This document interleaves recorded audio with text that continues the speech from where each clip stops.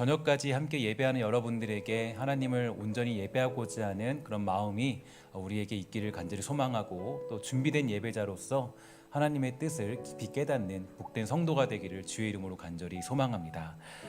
우리에게 있어서 정서적인 안정감은 굉장히 삶에서 중요하겠죠. 이 정서적으로 불안정한 사람이 생기면 그 사람만 힘든 것이 아니라 이 많은 사람들이 고통을 겪게 되고 이 부정적인 영향력을 받게 됩니다. 이 반면에 이 정서적으로 안정된 사람은 이 공동체 구성원들의 마음에 아주 좋은 평안과 유익을 끼치게 되죠. 예수님의 제자들은 마지막 만찬을 나누기 직전까지도 이 누가 큰지, 누가 더 높은 자리에 앉게 될 것인지 여기에 대해서 서로 다투게 되었습니다. 그러나 예수님은 그런 제자들의 발을 씻어주심으로써 그들을 책망하심과 동시에 낮아지고 섬기는 자가 되어야 한다라는 중요한 교훈을 제자들에게 전달해 주셨죠. 분명히 고난을 앞두고 있는 분은 예수님이셨지만 그분은 제자들을 세워줄 수 있었고 섬김의 영향력을 끼칠 수 있던 분이셨습니다. 그러면 우리 중에 누가 이런 역할들을 감당할 수가 있을까요? 또 어떤 사람들이 이렇게 또 중요한 역할들을 감당해야 될까요? 결론적으로 말하면 이 목회자나 어떤 팀의 리더, 또 어떤 팀의 장들이 그런 역할을 감당하는 것이 아니라 사실 우리 모두가 그런 역할들을 감당해서 이 공동체에서 선한 영향력을 끼쳐야 될 것입니다. 사실 누군가와 함께 해주는 것만으로도 우리는 큰 힘을 얻을 수 있게 되는데, 어렵고 힘들 때는 더더욱 그런 일들이 생기겠죠. 큰 도움의 손길을 주지 않아도, 심지어 실제적인 도움이 되는 말 한마디 하지 않아도 이 마음을 같이 하면서 함께 해주는 것 그 자체가 우리에게는 가장 큰 힘이 됩니다. 결혼을 하고 얻게 되는 가장 큰 유익이 뭔가 생각해 보니까 내가 결혼을 해서 밥을 얻어 먹는다던가, 결혼을 해서 아내가 빨래를 해준다던가 그런 것들로 유익을 얻는 것이 아니라 가장 큰 유익은 아마도 이거 같습니다. 여기저기 힘들고 세상이 나를 싫어하고 원망해도 이 아내와 자녀들은 그렇지 않더라고요. 언제나 내 편이고 언제나 저를 위로해주고 언제나 저와 함께 해줍니다. 그러니까 누군가 내 편이라는 사실, 그러니까 아내가 내 편이고 또 자녀가 내 편이라는 그 사실, 그것보다 더 큰 힘이 되는 것은 없다라는 거죠. 이 누군가 나와 함께 한다는 것만큼 우리에게 힘이 되는 것은 없고, 또 그런 섬김도 없고, 그 함께함이 곧 정서적인 안정감을 우리에게 허락해 주고 있습니다. 이 사울과 다윗의 경우를 살펴보아도요, 그런데요, 사울과 다윗의 경우를 보면 이 함께함으로 얻어지는 안정감, 그래서 그들의 나타나는 삶에서의 어떤 해결책의 문제들, 그것들은 굉장히 큰 차이가 나타난다는 것을 알 수가 있게 되는데, 일단 사울은 정서적으로 매우 불안정한 사람이 사울이었습니다. 다윗이 골리앗을 죽이게 됨으로써 블레셋과의 전투는 승리로 끝이 났고, 이 사울이 군대를 이끌고 돌아왔을 때 여인들이 이 사울 일행을 환영하면서 이렇게 얘기했죠. 이 사울이 죽인 자는 천천히다, 그리고 다윗은 만만이다, 이렇게 노래하기 시작합니다. 이 말은 당연히 사울을 불쾌하게 만들게 됩니다. 이 사울의 그 다음 반응을 보면요, 분노하면서 이 다윗에게는 만만을 돌리고 나에게는 천천을 돌리냐, 그러니까 그가 더 얻을 것이 나라 말고 뭐냐, 이렇게 말하면서 그날 후로 다윗을 주목했더라, 이렇게 이야기하는 것을 우리는 볼 수가 있게 되죠. 왜 사울이 느닷없이 이 다윗이 더 얻을 것이 나라 말고 무엇이냐, 이렇게 말했을까요? 그것은 이미 사무엘이 이 사울의 허물을 지적하면서 하나님이 사울을 버리고 나라를 다른 사람에게 주실 것이다 라는 예언을 두 차례나 한 바가 있었기 때문입니다.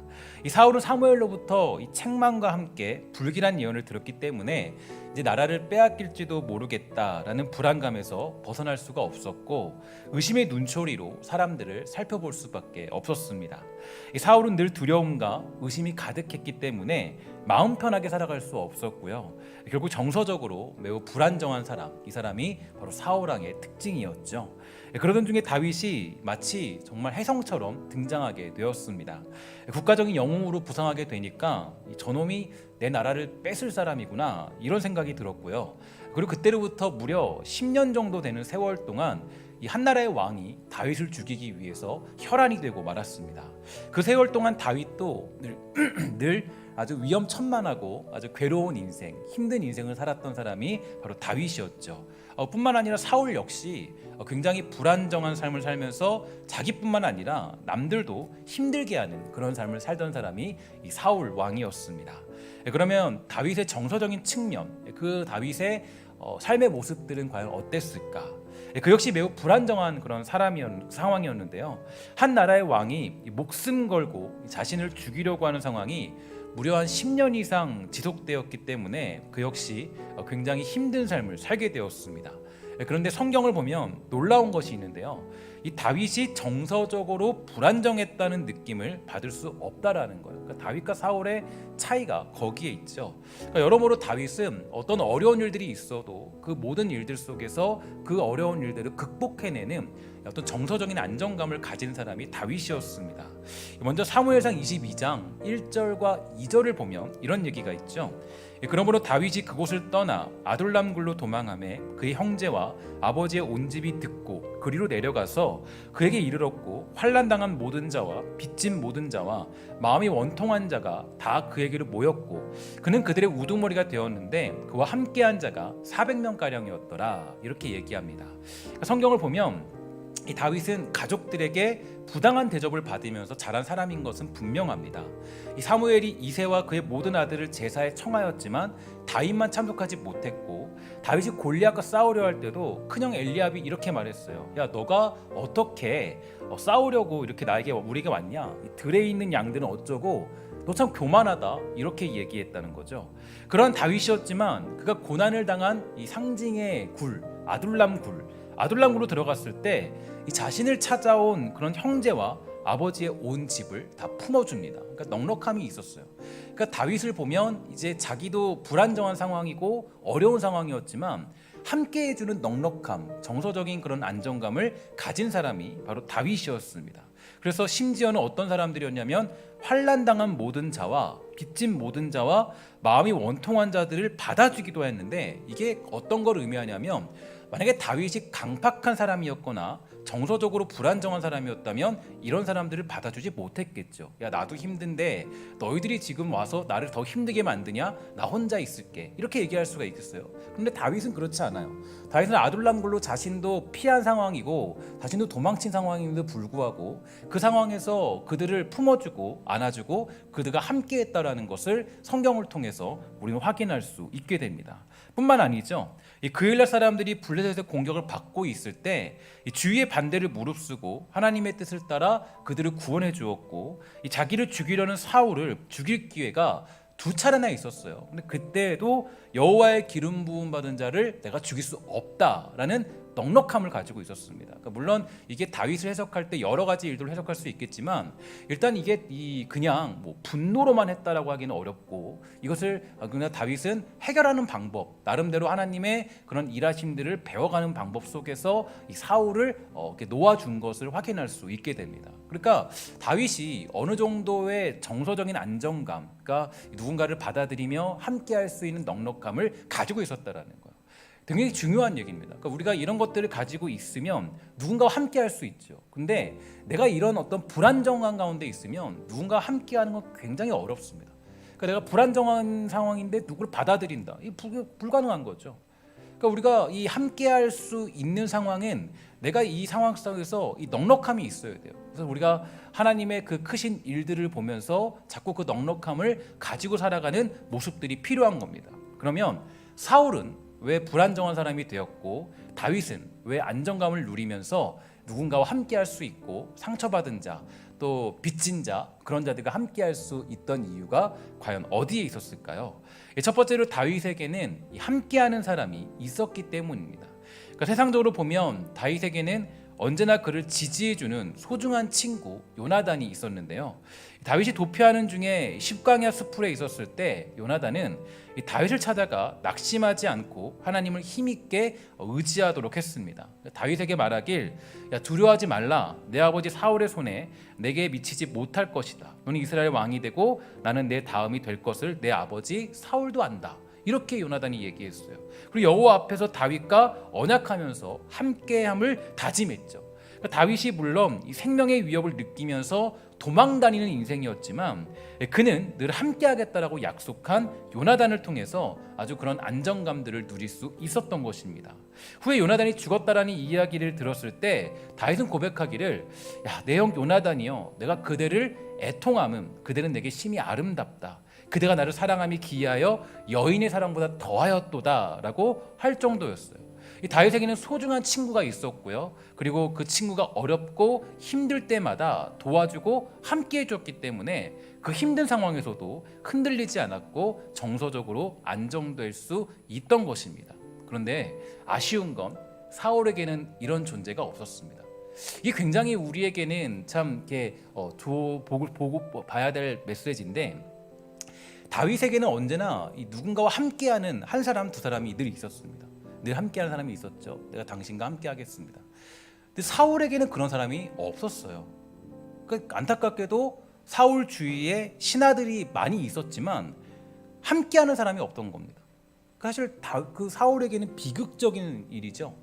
굉장히 비극적인 일이에요. 사울이 왜 이렇게 강박해졌냐? 여러 가지 이유들을 봤을 때 사실은 사울이 그를 전적으로 믿어주는 사람이 없었고, 그를 전적으로 신뢰해주는 사람이 없었기 때문에 사실은 사울은 강박해질 수밖에 없는 인간적인 모습을 우리는 확인할 수 있습니다. 그래서 이런 말이 있죠. 사울이 곁에서 신하들에게 이르되 너희 베냐민 사람들아, 이새의 아들이 너희에게 각기 밭과 포도원을 주며 너희를 천부장 백부장을 삼겠느냐? 너희가 다 공모하여 나를 대적하며 내 아들이 이새의 아들과 맹약하였으되 내게 고발하는 자가 하나도 없고 나를 위하여 슬퍼하거나 내 아들이 내 신하를 선동하여 오늘이라도 매복하였다가 나를 치려하는 것을 내게 알리는 자가 하나도 없도다 하니. 이게 저는 이걸 보면서 굉장히 어떤 이 사울에 대한 치근한 마음이 들었습니다. 그러니까 사울은 사실 너무 안타까운 인생인 거예요. 그러니까 사울이 왜 그렇게 강팍해졌냐? 사울이 왜 이렇게 이 다윗을 죽이기 위해서 혈안이 되었느냐? 이유가 뭔가 보니까 사울을 전적으로 신뢰해주고 사울을 전적으로 믿어주는 사람이 없었기 때문이다라고 사실 성경은 우리에게 그렇게 이야기해주는 근거들이 있습니다. 굉장히 비참한 현실이에요. 그러니까 다른 건 다 가지고 있는데 권력도 있고 힘도 있고 뭐 나름대로 뭐 지위도 있고 다 있는데 뭐가 없냐면 함께하는 사람이 없는 거예요. 자신과 함께하는 사람이 없는 거예요. 그러니까 이게 너무 비참한 거죠. 그러니까 모두가 그를 적대시하는 겁니다. 그리고 모두가 그와 친밀하게 지내고 싶지 않아요. 즉 사울과 진심으로 함께하려고 하지 않아요. 사울의 잘못을 덮어주려고 하지 않습니다. 사울의 문제를 사랑해 주려고 하지 않아요. 이해하려고 하지 않아요. 사울과 진심으로 함께하려고 하지 않는다는 거죠. 그러니까 이 사울의 광기가요 더 심하게 나타나는 겁니다. 그러니까 광기가 있어도 그 광기를 잘 보듬어주고 잘 우리가 이해해주고 잘 넉넉하게 우리가 감싸주면 그 광기가 가라앉을 텐데, 그 광기가 강해진 이유는 그 광기 때문에 사람들이 그를 멀리하기 시작한 거예요.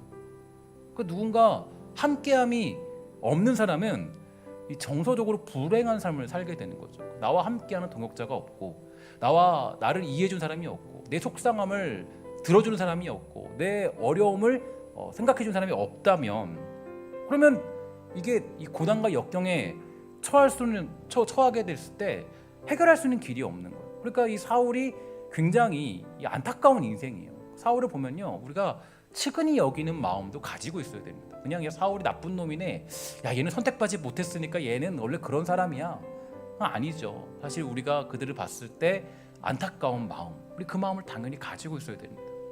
예를 들어서 요즘에 그 시대의 가장 큰 그 문제 중에 하나가 이 자살이죠.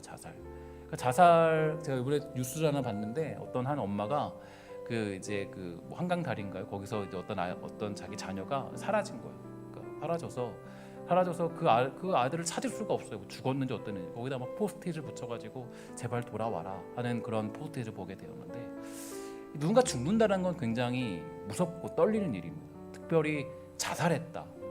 그럼 이게 되게 우리에게는 뭐 신학적으로는 이 자살했다는 것에 대해서 굉장히 큰 논란을 가지고 있지만, 어쨌든 이 자살한 사람에 대해서는 우리가 속상한 마음을 가질 수밖에 없죠. 그러니까 자살을 택한다라는 것은 제가 곰곰이 생각해봤어요. 아주 특별한 경우를 제외하고는 단 한 가지 이유로 귀결되는 것 같아요. 뭐냐? 바로 누군가 함께하는 사람이 없는 거죠. 야, 나만 남았어.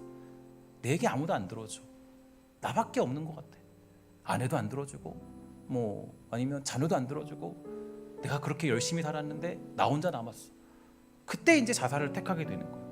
한국 사람들이 가장 많이 하는 말 중에 하나가 내가 죽어야지라는 말이죠. 또 많은 사람들이 적어도 자주 죽고 싶다라는 생각을 하게 됩니다. 그거는 우리 인간의 이 본성적인 모습이에요. 그런데 죽지 못하고 사는 이유가 어디 있어요? 그거는 눈에 밟힌 사람들이 있기 때문이에요. 그러니까 누군가 나랑 함께한 사람이 있기 때문이에요. 그러니까 저 사람이 있고 이 사람이 있기 때문에 우리는 사실은 이 땅 가운데 살아가는 힘이 있는 겁니다. 내가 죽으면 힘들어할 사람이 눈에 밟히기 때문에 사실은 우리의 목숨을 쉽게 끊을 수 없는 이유가 거기에 있는 거죠. 어느 날 한 학생이 자살을 했어요. 제가 청소년 연구를 하면서 그때 봤던 건데 자살을 했어요. 그러니까 그 사례인데요. 이 사례 어떤 사례냐면 왜 자살을 했나 이유를 보니까 이렇게 되는 거예요. 자신의 굳건한 지지자가 되어야 될 어머니가 이렇게 얘기해요. 공부 그렇게 하면 넌 내 자식 아니야. 얘기한 거예요. 여기 내가 충격을 먹은 거죠. 그러니까 아이가 공부를 잘하지 않아도 우리가 야단칠 수 있어요.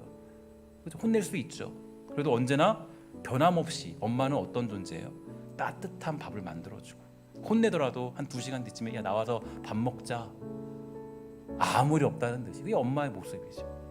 근데 그 아이가 그 들었던 게 자기는 너는 공부 못했으니까 너는 내 자식 아니야. 근데 얘가 너무 충격을 받고 그날부로 바로 자살을 해버린 거예요. 뛰어내리기는 바로. 그러니까 이게 우리에게 너무 중요한 메시지죠. 그러니까 누군가와 말없이 따뜻한 미소로 섬김과 위로와 격려의 마음으로 함께하는 건 굉장히 중요한 것입니다. 그러니까 이게 함께하는 것은 굉장히 중요한데 그런 의미에서 저와 여러분들이 한 교회로 부름받았다라는 건요 사실 되게 중요한 하나님의 뜻이 있어요. 어떤 뜻이 있냐면 하나님이 여러분들을 왜 부르셨습니까? 여러분들이 좀 뛰어나고 잘나고 좋은 모습만 보라고? 그렇지 않아요. 우리가 다 생각하기를 이렇게 생각하셔야 됩니다. 저 사람도 나와 똑같은 사람이구나. 이렇게 생각하셔야 돼요. 그러니까 저 사람은 더 뛰어나겠지 아니면 내가 더 뛰어나겠지 이런 생각이 아니라 저 사람도 나와 같은 사람이겠지. 여러분 나를 보세요. 자기 자신을 보세요. 일주일 동안 얼마나 고생을 많이 했습니까? 이런저런 생각들, 이런저런 고민들, 야, 나 혼자 외로운 것 같아. 나 혼자 힘든 것 같아. 정말 나 혼자만 남은 것 같아. 정말 이런 생각을 많이 하잖아요. 그렇죠? 근데 그런 모든 생각들을 함께하고 있다는 거예요. 그럼 하나님이 왜 저와 여러분들을 우리에게 부르셨을까요? 그 이유는 뭐냐? 바로 우리가 서로 함께함을 깨닫도록 하시기 위해서. 그래서 함께함을 우리가 누리면서 하나님 나라와 그 영광을 위해 달려가도록 우리를 이 자리에 부르신 줄 믿습니다. 이게 하나님이 우리를 한 교회로 부르신 이유예요. 그러니까 언제나 생각하셔야 돼요. 저 사람이 부족하면 저 사람 나쁜 사람이야. 그러면 안 돼요. 저 사람이 나쁜 사람이야. 누구도 나쁜 사람이에요. 서로 나쁜 사람인 거예요. 그러면 서로 불쌍히 여기고 치근히 여겨야 돼요. 함께. 나도 나쁜 사람이고 저 사람 나쁜 사람이에요. 저 사람도 죄인이고 나도 죄인이에요. 누구 하나 뛰어난 사람은 없어요. 그런데 하나님이 저와 여러분들을 부르신 이유는 바로 뭐냐면 함께 위로하고 함께함으로 서로 떨어지지 아니하고 서로 믿음의 길에서 뒤처지지 아니하고 함께 그 나라와 영광을 위해 달려가라고 여러분들과 저를 이 자리에 부르신 것입니다. 그게 여러분 우리가 살아가는 믿음의 방식이에요. 교회에서 너무 많은 걸 기대하지 마세요. 대단한 걸 기대하지 마세요. 엄청난 걸 기대하지 마세요. 우리가 이 자리에서 해야 될 일은 함께 그 미소를 지어지고 함께 손을 잡아주고 함께 우리가 하는 넉넉함, 그게 우리가 살아가는 믿음의 모습입니다. 사도 바울을 보면 제가 로마서 강해를 지난주에 다 마치게 됐는데 로마서 강해를 맨 마지막으로 정리해 드릴 때 말씀드렸죠. 사도 바울을 보면 정말 많은 동역자들이 있었습니다. 사도 바울은 정말 여러 가지 일들을 했어요. 그러니까 그 사람은 제가 보면 정말 자기 몸을 아끼지 않은 사람이에요. 자기 몸을 그냥 거의 그냥 이게 그 마지막에 얘기잖아요. 그 사람 그 바울 때문에 굉장히 사역자들이 힘든데 그러면 뭐라고 전제와 같이 내가 부음받았다. 우리 전제와 같이 살아야 되는 게 사역자의 인생이 돼버렸거든요. 그러니까 이게 사도 바울은 그 정말 고달픈 인생을 산 거예요. 엄청나게 고달픈 인생을, 빡빡한 인생을 아주. 근데 그 빡빡한 인생을 살면서도 사도 바울이 이길 수 있었던 비결이 뭐냐, 이유가 뭐냐 보니까 언제나 누가 있었냐면 함께하는 사람이 있었어요. 언제나 함께. 그러니까 사도 바울을 그냥 일적으로, 그냥 사도 바울을 그냥 도구로 바라본 게 아니라 사도 바울과 함께하는 사람들이 있었어요. 사도 바울도 그걸 위해 기도하잖아요. 정말 당신들이 위해 기도합니다. 그러니까 사도 바울이 그 모든 일들을 이겨낼 수 있었고 그 하나님 나라의 일들을 완수할 수 있었던 이유가 어디 있었냐면 바로 함께하는 사람이 있었기 때문이에요. 그래서 사도 바울은 뭐 어떤 사람들은 그래요. 사도 바울이 독한 사람이었기 때문에 아주 독하게 그 일들을 했다. 아니에요. 그렇지 않아요. 사도 바울도 연약한 사람이고 똑같은 사람이에요. 근데 그렇게 버틸 수 있었고 했던 이유는 그와 함께하는 동역자들이 있었기 때문이에요. 심지어 그러죠. 자기를 위해서 목숨을 내놓은 사람이 있었다. 자기 목을 내놓았다. 자기를 위해서. 사도 바울이 얼마나 연약한 사람인데 자기를 위해 목을 내놓은 사람이 있다라는 거예요. 그러니까 그거를 버텨낸 거야. 그 사람 때문에. 이게 사도 바울이 가져가는 삶의 이유였고 승리의 이유였습니다.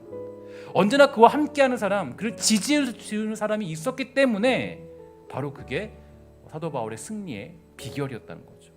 저와 여러분들 모두가 함께하는 사람의 축복을 누리게 되기를 주의 이름으로 간절히 소망합니다. 여러분과 함께하는 사람이 많아질 뿐 아니라 또 간절히 소망하는 것은 여러분들과 제가 정말 누군가와 함께해주는 넉넉함이 있게 되기를 주의 이름으로 간절히 축원합니다.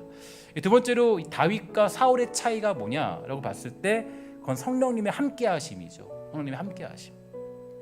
사무엘상 18장 12절입니다. 여호와께서 사울을 떠나 다윗과 함께 계심으로 사울이 그를 두려워한지라.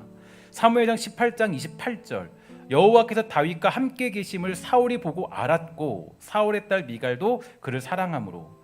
사무엘하 5장 10절 만군의 하나님 여호와께서 계시니 다윗이 점점 강성하여 지니라. 아멘. 이 사울은 하나님께서 세우신 첫 번째 왕이었고요. 성령님은 그와 함께하게 되었습니다. 그를 통하여 일하기 원하셨고 그가 왕으로서의 역할을 잘 감당하기를 바라셨죠. 그러나 사울의 교만함으로 인해서 성령님은 떠나셨고 악령이 그를 장악하게 됩니다. 그리고 이 사울의 인생은 매우 비참하고 불안정한 그런 인생이 되고 말았죠. 그리고 사울의 인생은 이 불안정한 인생으로 흘러가게 되었는데 반면에 다윗은 달랐어요. 그러니까 다윗은 이 성령님이 함께했다라는 그런 이 메시지가 굉장히 많이 나오죠. 하나님이 함께하더라. 그와 함께했더라. 그와 함께하더라. 그러니까 그가 이 상황을 여러 가지 상황들 속에서 많은 고난을 겪은 게 사실입니다. 그러니까 10년 동안 10년이 넘게 한 나라의 왕에게 쫓김당하는 인생이니까 얼마나 그 인생이 아주 힘든 인생이었고 고달픈 인생이었어요. 근데 그가 그걸 이길 수 있었던 가장 큰 원인과 이유가 뭐냐라고 묻는다면 물론 그와 함께한 동역자들도 있었겠지만 더 큰 것은 성령님이 그와 여전히 함께 하셨기 때문이에요. 시편을 보면요 언제나 느끼는 게 있어요. 그가 어떤 고통과 고난 가운데 있지만 한 몇 편 정도를 제외하고는요 대부분 다 이거예요. 그래도 하나님이 나와 함께 하시는군요. 이 얘기를 늘 하고 찬송을 마쳐요. 늘 언제나. 그래도 우리 하나님이 함께 하시는군요. 그러니까 변함없는 성령님께서 함께 하심을 늘 깨닫고 있었어요. 그러니까 그분이 함께 하시니까 두려울 게 없는 거죠. 나 혼자 남아도 나만 지금 남아있는 것 같은데 나만 지금 아둘람 굴에 있고 나만 지금 저기 어떤 이 굴에 있고 나만 혼자 이 피신에 있어도 성령님이 나와 함께 하시니까 이 다윗이 두려울 게 없는 거예요. 이러한 예는 이 다윗뿐 아니라 예수님의 제자들로부터 찾을 수 있죠. 제자들은 공생의 기간 동안에 예수님을 따르다가 십자가의 사건으로 인하여서 모두 도망쳐 버립니다. 그럼 여기서 한 가지 의문이 드는 건 과연 예수님의 제자들에게 성령이 임한 것은 언제인가? 즉 성령님이 함께 하시면 언제일까? 고민스럽잖아요. 근데 보통 우리는 이 성령님이 함께 하심에 대해서 이 오순절 성령 강림 때다라고 생각을 많이 합니다. 그러나 이 성경적으로 보면 전혀 그렇지 않죠. 언제부터냐? 바로 그들이 부름 받을 때부터예요. 왜냐하면 성령님이 함께 하실 때는 그들이 부름 받았을 때부터라는 건 우리가 오늘도 소요리 문답 31문을 통해 배웠지만 효력 있는 부르심은 성령님의 역사가 아니면 불가능해요. 그러니까 내가 부름 받았다라는 것은 성령님의 역사, 그분이 함께하지 않으면 절대로 불가능합니다. 더 정확한 증거는 베드로의 유명한 고백이죠. 뭐라 그럽니까? 주는 그리스도시요 살아계신 하나님의 아들입니다. 고백했을 때 그때 예수님이 이렇게 말씀하세요. 뭐라 그러냐? 야, 너 이 고백은 너가 한 게 아니라 성령께서 그렇게 하게 하셨다. 예수님이 얘기하세요. 그러니까 이때에도 베드로와 제자들 안에는 성령께서 함께 하셨다는 것을 의미합니다. 그러나 그 예수님의 십자가 사건 앞에서 그들 모두 도망쳐 버리죠. 왜 도망쳤을까요? 성령님이 떠났기 때문입니까? 왜 베드로는 예수님을 부인하면서 저주하게 되는 그 불안정한 모습을 보일 수밖에 없던 걸까요? 그것은 앞으로 닥쳐올 십자가 사건의 무서움 속에서 뭘 잊어버렸냐면 성령님이 지금 나와 함께 하신다는 것을 잊어버리게 된 거예요. 그러니까 여러분 우리의 두려움이라는 게 이게 무섭습니다. 그러니까 우리가 두려움이 찾아오면요, 그래서 성경에서는 두려움을 굉장히 경계하는데, 두려움이 찾아오면 뭘 잊어버리냐면 주님과 함께하고 있음에도 불구하고 주님과 함께함을 잊어버리고 상실하는 거예요. 성령님이 지금 나와 함께하심에도 불구하고 이 두려움 때문에 성령님이 함께한다는 것을 잊어버리는 거예요. 성령님이 왔다 갔다 거리는 게 아니에요. 그분이 내 안에 지금 계신데도 경제적으로 어려우니까, 두려우니까 그분이 함께하심을 잊어버리는 거예요. 이게 우리의 모습이에요. 두려움이라는 건 굉장히 우리가 경계해야 되고 사탄이 주는 가장 강력한 도구 중에 하나입니다. 그러니까 이 두려움은 언제나 경계해야 돼요. 이건 마치 베드로가 처음에는 물 위를 걷다가도 물을 걷는 자신을 보면서 무서움에 주님이 함께 하심을 잊어버린과 동시에 물에 빠져버린 것과 동일한 모습이죠. 요한복음 14장 16절부터 17절 말씀인데 예수님은 이렇게 말씀하셨어요. 우리 한번 함께 읽도록 하겠습니다. 시작. 내가 아버지께 구하겠으니 그가 또 다른 보혜사를 너희에게 주사 영원토록 너희와 함께 있게 하시리니 저는 진리의 영이라 세상은 능히 저를 받지 못하나니 이는 저를 보지도 못하고 알지도 못함이로라. 그러나 너희는 저를 아나니 저는 너희와 함께 거하심이요 또 너희 속에 계시겠음이로라. 아멘. 예수님은 제자들에게 말씀하시기를 뭐라고 말씀하셨어요? 따라합시다. 영원토록 너희와 함께 있게 하겠다. 아멘. 이게 주님 주신 약속이에요. 그러니까 우리가 예수를 나의 구주로 고백했다라고 했을 때, 내가 주님을 나의 구주이십니다라고 고백했을 때는 그 성령님은 절대 우리를 떠나지 아니하고 영원히 우리와 함께하는 분인 줄 믿습니다. 저는 예수님의 공생의 사역을 보면서 그분의 사역을 한마디로 요약한다면 예수님은 제자들과 언제나 늘 함께 하셨죠. 근데 제가 보면 느끼는 게 있어요. 제자들은 참 부족했어요. 예수님이 얘기하면 딴소리하고, 예수님이 얘기하면 뚱딴지 같은 소리하고, 예수님이 얘기하면 뭐 이해도 못해요. 도대체 이 사람들이 왜 이러나. 예수님은 이렇게 얘기했는데 이 제자들은 다른 얘기예요. 근데 예수님이 뭐라 그래요? 정죄합니까? 야, 너 그거밖에 모르니? 야, 너 왜 그 모양이야? 막 조목조목 따지면서 막 그것을 막 그냥 완전히 묵살시켜버리지 않습니다. 어떻게 합니까? 언제나 함께 하세요. 제자들을 한 번도 경멸하거나 멸시하거나 제자들을 무시하거나 그런 적 없어요. 언제나 제자들, 그 연약한 제자들과 함께 하십니다. 그래서 여러분, 부활하신 후에 가르치시면서 선포하시기를 내가 너에게 분부한 모든 것을 가르쳐 지키게 하라. 볼지어다 내가 뭐라 그래요? 세상 끝날까지 뭐라 그래요? 세상 너희와 항상 뭐예요? 항상 함께 있으리라. 아멘. 이게 너무 중요한 메시지예요. 제가 이게 왜 중요한 메시지냐면 세상 끝날까지 주님 약속한 거예요. 끝날까지라는 건 여러분들과 저의 모든 단점을 다 아신다는 거예요. 그러니까 내가 늘 거룩하지 않잖아요. 그죠? 내가 늘 주님 앞에 깨끗하지 않잖아요.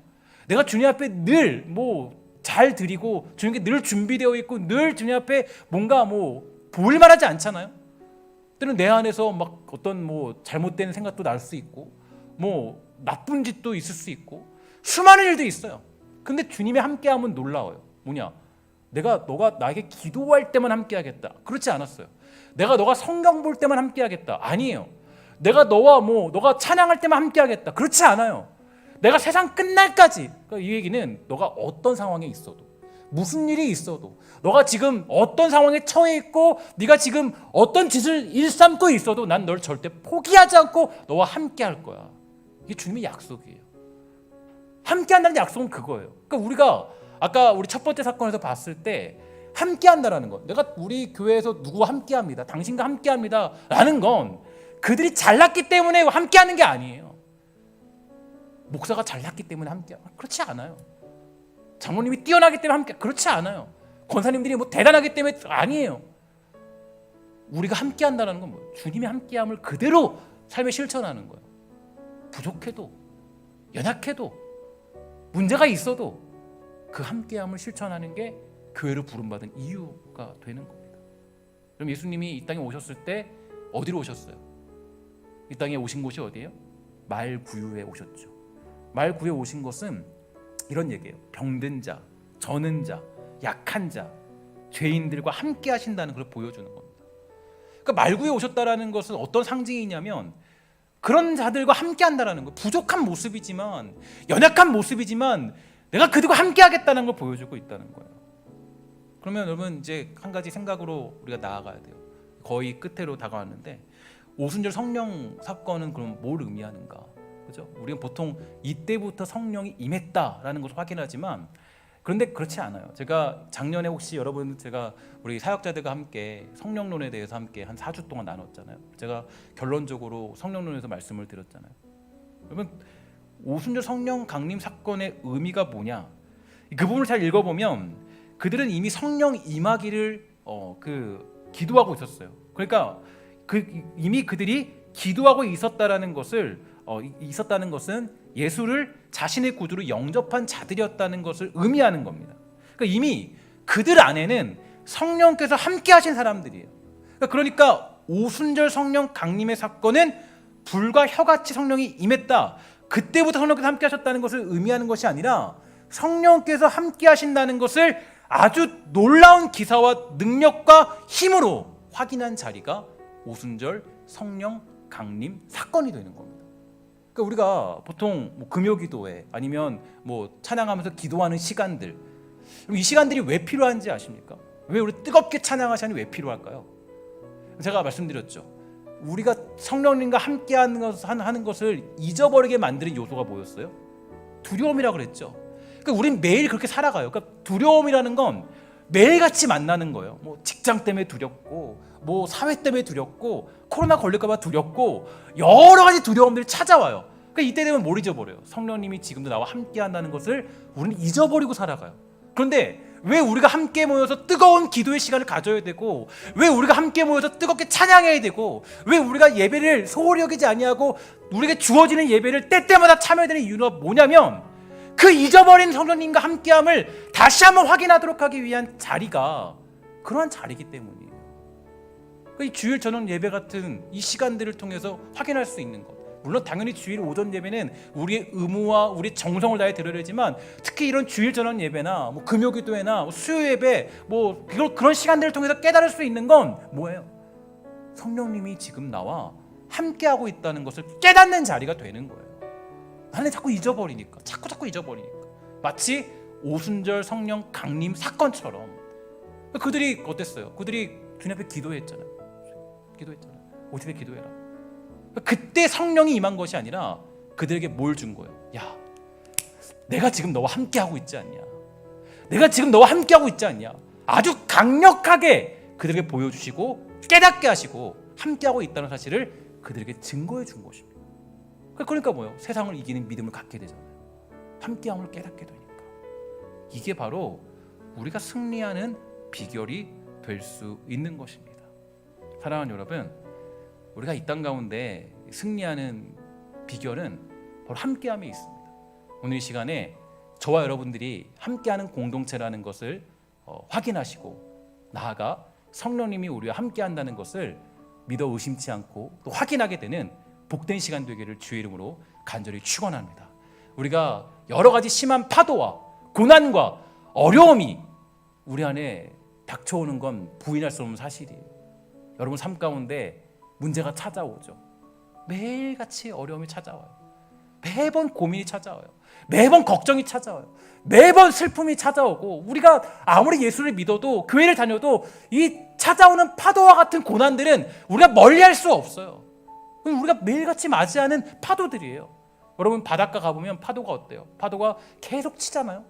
우리도 그래요. 인생이 그래요. 어쩔 때는 아주 잔잔하게 파도가 밀려오지만 어떨 때는 폭풍처럼 우리에게 파도가 찾아와요.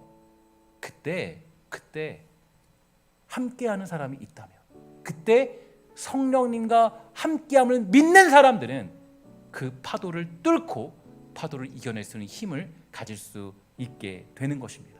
사랑하는 주의 백성들이 정말 이 여러 가지 파도와 고통과 고난 가운데 이 모든 것들을 함께함으로 이겨낼 줄 아는 복된 성도 되기를 주의 이름으로 간절히 축원합니다. 우리 함께 찬양하도록 하겠습니다.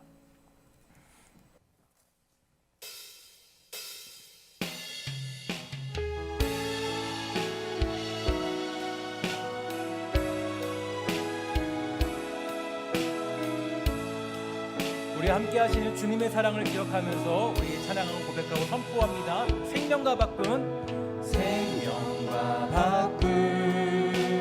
주의 사랑을 잊지 않게 하소서. 나를 위해 흘렸던 주의 눈물 잊지 않게 하소서. 한번 더 갑시다. 생명과 바꾼 주의 사랑을 주의 사랑을 잊지 않게 하소서. 나를 위해 흘렸던 주의 눈물 잊지 않게 하소서. 감사합니다. 주님 고맙습니다. 감사합니다. 주님 고맙습니다. 그 사랑 때문에 그 눈물 때문에 주 앞에서 예배합니다. 생명과 바꾼 주의 사랑을 잊지 않게 하소서. 생명과 바꾼 주의 사랑을 잊지 않게 하소서. 나를 위해 흘렸던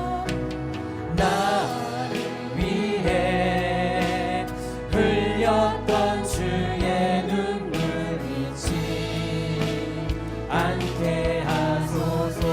감사합니다. 주님 고맙습니다. 감사합니다. 주님 고맙습니다. 그 사랑 때문에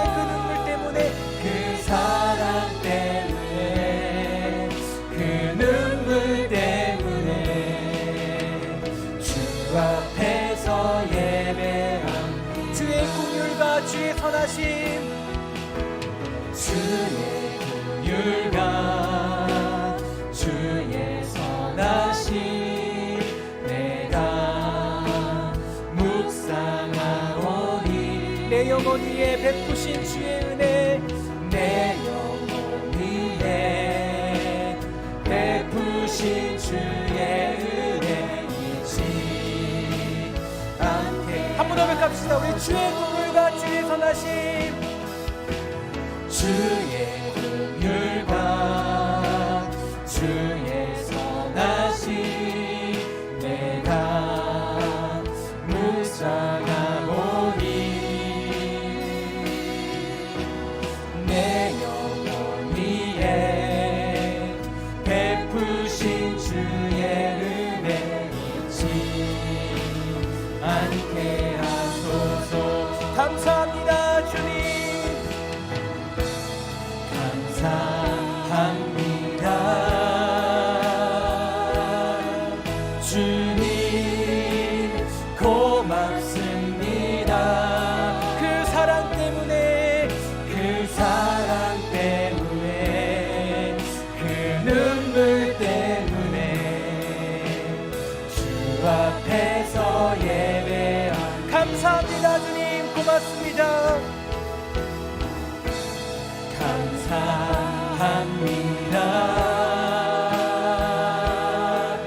주님 고맙습니다. 그 사랑 때문에 그 눈물 때문에 주 앞에서 예배함. 십자가 내가 처음 볼 때에 십자가 내가 처음 볼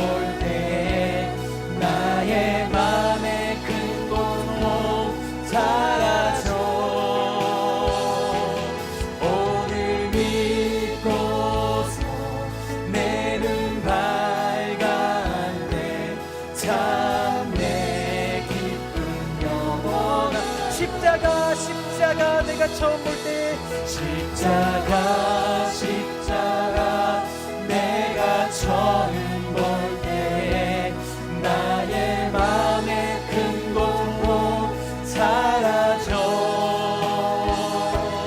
오늘 믿고서 내 눈 밝았네 참네. 우리 마지막으로 고백하며 선포하며 나아갑시다. 십자가 십자가 내가 처음 볼 때에 십자가 십자가 내가 처음 볼 때에 나의 맘의 큰 고통 사라져 오늘 믿고서 내 눈 밝았네 참 내 기쁨 영원하도다. 기도하길 소망합니다. 주님의 십자가는 우리에게 무엇을 의미합니까? 그 십자가는 우리의 죄된 모습까지도 아시는 주님께서 우리와 영원히 함께하겠다라는 그 사랑이 담겨져 있는 것입니다. 주님의 긍휼과 사랑으로 말미암아 우리의 모든 단점과 약점과 연약함과 아직도 죄인된 우리를 위하여 이 땅에 달려오신 그 주님의 사랑의 고백이 십자가의 메시지 아니겠어요?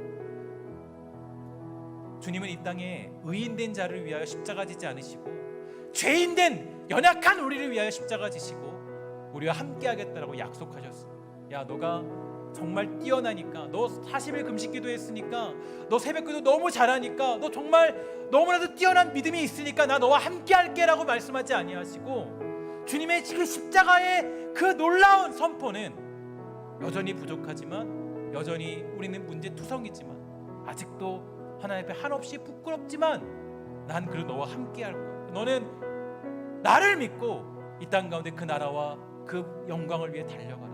주님이 주시는 용기와 담대함이에요. 우리 그거 갖고 살아가는 겁니다. 내가 뛰어난 모습 갖고 살아가는 것이 아니라 주님이 나와 함께한다는 믿음을 갖고 살아가는 게 우리가 가지는 가장 중요한 믿음의 고백입니다. 아울러 우리 이 십자가의 사랑을 알고 있다면, 주님이 우리와 어떻게 함께하는지 알고 있다면, 우리가 이 신성교회에서 함께하는 것도 똑같은 모습이어야 돼요. 그들이 뛰어나기 때문에, 괜찮은 믿음을 가졌기 때문에, 신앙생활이 오래됐고 직분이 있기 때문에 아니에요. 그래서 함께하는 게 아니라 주님이 우리를 이 땅에 불러주셨고 함께 신성교회에 함께하도록 우리를 인도해 주셨기 때문에 연약하지만 품어주고 문제 있지만 사랑해주고 어려움이 있지만 감싸주는 게, 그게 우리가 함께함의 가장 큰 의미가 되는 겁니다. 오늘 시간에 우리 기도할 때 하나님, 우리가 십자가의 함께함을 회복하고 우리 마음에 깊이 새길 수 있도록 허락하여 주시옵소서. 함께 은혜를 구하며 다 같이 이 시간에 십자가의 함께함을 다 같이 제 은혜를 구하며 우리 기도하도록 하겠습니다. 하나님 감사합니다. 주님 붙잡아 주시옵소서. 하나님, 기도하기 소망하는 것은 우리가 정말 주님이 우리 함께하겠다라는 그 놀라운 고백과 선포를 잊지 않도록 허락하여 주시옵소서. 하나님, 그 십자가의 사랑, 만왕의 왕대에 주께서 고쳐당하신 이유는 이 벌레 같은 우리를 위하여 그 길을 걸으셨습니다. 우리가 뛰어나기 때문에, 괜찮기 때문에, 연약하지 않기 때문에, 우리가 믿음이 좋기 때문에 우리를 위하여서 십자가 지신 것이 아니라 이 벌레 같은 우리를 위해 십자가 지셨고, 하나님, 우리와 함께하겠다는 약속하셨습니다. 근데 우리는 아버지 하나님, 우리는 아버지의 누군가를 판단하며 정죄하며 뛰어난 것들을 가지고만 사람을 판단하고 정죄하려고 합니다. 하나님, 우리의 죄를 용서하시고 하나님, 저부터 용서해 주시며 저의 모든 죄악을 구별해 주시옵소서. 혹여 저는 그런 마음이 있었다면 저를 용서해 주시고, 정말 제가 아버지 하나님, 누군가와 아무리 연약한 자라 할지라도, 아무리 부족한 자라 할지라도 그들을 함께하도록 붙잡아 주시고, 아무리 저의 부족함을 함께 감싸줄 수 있는 함께 붙잡아 주시옵소서. 하나님, 나를 실천하셨던 것처럼 나의 연약함을 용서해 주시옵소서. 나의 악함을 용서해 주시옵소서. 나의 더러움을 용서하여 주시옵소서. 하나님, 은혜 부르시고 합니다. 주님의 사람들과 놀라운 사랑을 가지고 나를 붙잡아 주시옵소서. 주님 은혜를 붙잡아 주시옵소서. 주여 은혜를 보여주시옵소서. 하나님, 은혜를 보여주시옵소서. 주님 아버지, 우리 십자가의 놀라운 사랑을 붙잡으시고 십자가와 함께하는 그 놀라운 사랑의 메시지가 우리의 선포되도록 주님 허락하여 주시옵소서. 주님 은혜를 부르시옵소서. 주님 은혜를 부르시옵소서. 능력 주시고 붙잡아 주시옵소서. 우리를 붙잡아 주시옵소서.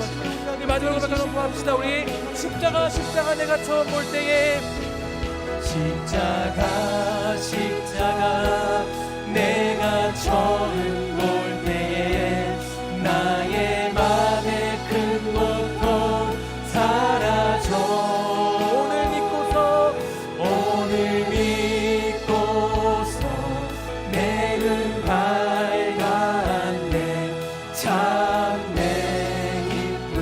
십자가 내가 처음 볼 때에 우리 믿음으로 고백합시다. 십자가 내가 처음 볼 때에 나의 맘의 큰 고통 사라져 오늘 믿고서 내 눈 밝았네 참 내 기쁨 영원하도다. 하나님은 우리에게 우리가 뛰어나지도 않고 우리가 의인도 아니며 우리가 하나님 앞에 드린 것도 없는데 자기 아들을 이 땅에 보내셔서 우리와 함께 하도록 하셨고 영원히 우리와 함께 하도록 약속해 주셨습니다. 우리가 그 십자가의 사랑을 다시 한번 깨닫고 영원히 우리와 함께 하시는 우리 주님을 우리가 다시 한번 우리의 마음으로 우리의 영으로 확인할 수 있는 은혜를 사랑하는 우리 백성들에게 허락하여 주시옵소서. 혹이라도 십자가의 그 사랑을 잊어버렸다면, 혹시 우리의 신앙이 정말 껍데기같이 형식처럼 살아가고 있다면, 우리 신성교회가 정말 하나님 십자가의 은혜와 놀라운 능력이 다시 회복되어서 십자가 내가 처음 볼 때 그 기쁨과 만족과 그 놀라운 사랑이 우리 안에 가득히 넘쳐나도록 주님 허락하여 주시옵소서. 또한 간절히 소망하는 것은 우리를 향하여 베풀어 두신 그 십자가의 사랑을 이제 우리가 이 교회 안에서 함께 실천하기를 소망합니다. 주님이 뛰어난 사람과 함께하지 않았고 잘난 사람과 함께하지 않았고 주님이 괜찮은 사람과 함께하지 않았는데, 우리는 때로는 하나님 너무나도 내 잣대로 내 기준으로 우리의 생각으로 하나님 함께할 사람을 정해놓고 그 사람들과 함께하려 합니다. 하나님 우리를 용서해 주시고 우리가 정말로 그 십자가의 사랑을 다시 한번 우리 가슴에 품어서 우리 신성교회에 불러주신 모든 백성들, 때로는 내 마음에 들지 않고 때로는 내 생각과 틀리고 때로는 나와 정말 다른 사람의 모습이 있다 할지라도 그 사람을 품으며 함께하기로 작정할 줄 아는 여유와 넉넉함들이 사랑하는 우리 백성들에게 나타나도록 신성교회를 지켜주시고 긍휼히 여기시고 불쌍히 여겨 주시옵소서. 이제는 주 예수 그리스도의 은혜와 하나님의 사랑과 성령의 교통하심이 오늘 이 자리에 모여 예배하는 모든 영혼들과 온라인으로 각자의 자리에서 예배하는 모든 백성들에게 영원히 있을지어다. 아멘.